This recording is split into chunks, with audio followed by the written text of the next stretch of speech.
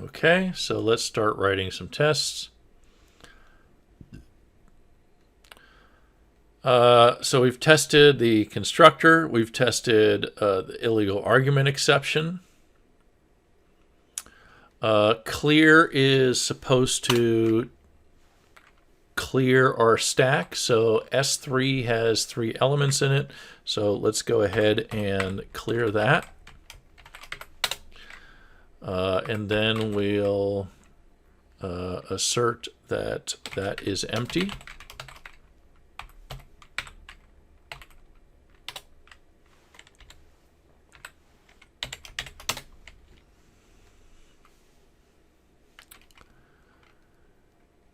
And test new instance.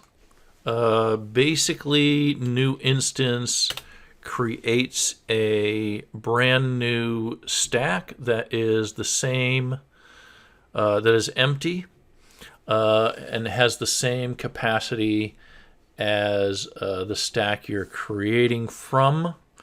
So let's do this. Has the same type. We'll just call this S equals S3, for example,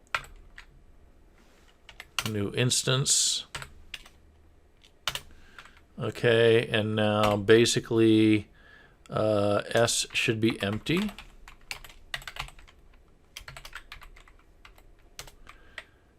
S is empty, and it should have the same capacity as S3. So actually, let me just do this: S3.capacity, S.capacity.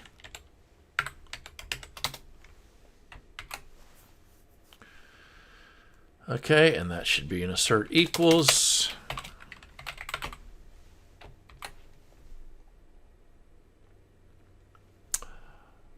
All right, and we're going to test pop by popping something from the stack. The only stack that has anything in it is S3, so we're going to pop something from S3, and it's a stack of strings.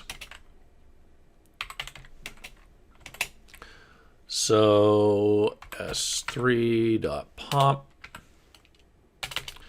and it should have A, B, and C in it, and C was the last element to be pushed onto it, so that's what should be popped from it. Okay, so here string should have C, and this pop should now only have 2 elements. Okay, so let's test both of those. Assert equals that C is string, and assert equals that pop only has 2, S3 only has 2 elements.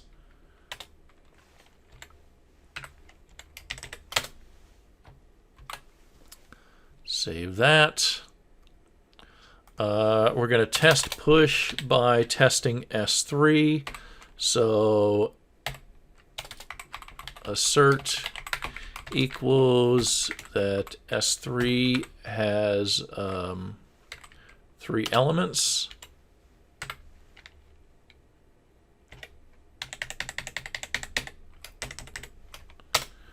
Okay. And test iterator, basically the iterator allows you, we're going to do this by testing a for each loop, because the iterator allows you to have a for each loop. So we're just going to iterate through one of the stacks, preferably the stack with something in it, so that would be S3, and we're just going to count the number of elements that a stack has, because this will, let me just write it and show you what I mean. I'm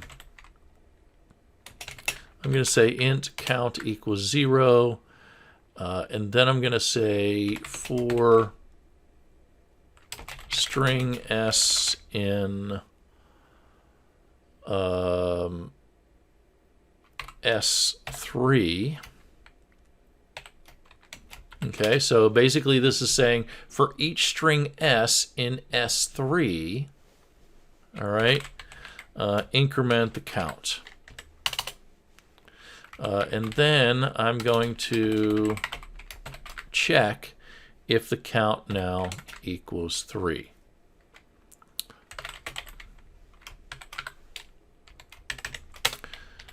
All right, and why does this work? Why does this test the iterator? Because this for each loop is using that iterator. It is using has next and it is using next. All right, and yes, I know this local variable is not used. I'm not going to use that local variable. Okay, and then test hash code. Actually, before I test the hash code, we have some, I forgot about this, we have some exceptions to test. All right. We have an exception with pop and push. So let us test those here. Expected equals for pop, we don't want to go over capacity, so illegal, or I'm sorry, we want to test that the thing we're popping from is non-empty. So if it is empty, we should throw an illegal state exception. Okay, let me spell that right. And we're going to call this test public void test pop illegal state exception. And we're just going to pop from 0. There you go. Okay. And that should throw an illegal state exception. And we're going to put the fail down there because we will fail the test if we get that far. Test push. Okay, there's a couple exceptions with push. Let me just do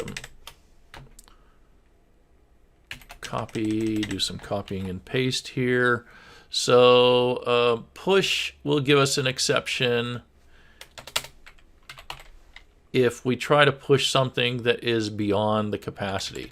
So basically what I'm going to do is I'm going to take S3 and I'm going to push a couple more elements onto there. I'm going to push D. It has a capacity of 5, remember.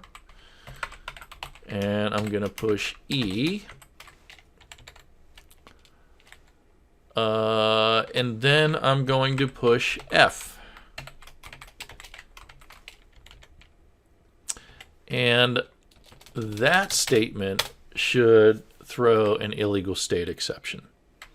So I'm going to, yeah, I just put fail there. All right. So this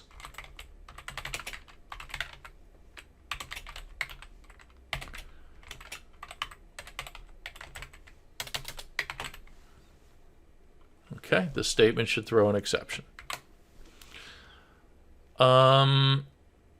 But there's another one for push. There's one for null values. So I'm going to copy that. And we changed that from null pointer exception to illegal argument exception, which I think probably is the better exception.